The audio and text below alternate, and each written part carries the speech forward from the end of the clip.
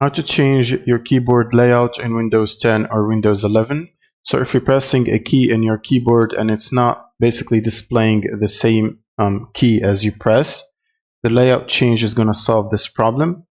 First, you will need to right click on the start button and then click on settings to open up the settings menu, and then you want to click on time and language, and from here you want to click on language. Then you will need to click on your preferred language, which is English in this case, and then click on options. Now from here you should find under the keyboard section the current keyboard layout you have. So for example, my current keyboard layout is US QWERTY, and for some reason in other languages when you type the @ symbol it might basically type something different or any different key.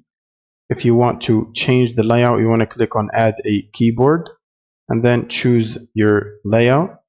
So it might be UK English, or you might use any other different layout. So for example, I'm going to change it to Belgian, which is AZERTY layout.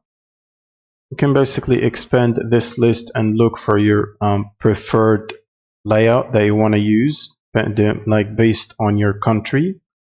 And once you set it here, you should see the English or the language section appear in your taskbar.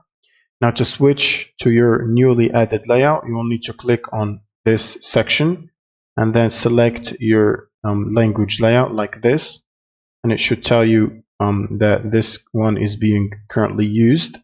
So now whenever you open up your typing document or whatever and then use your keyboard, it should basically work as the layout you have selected.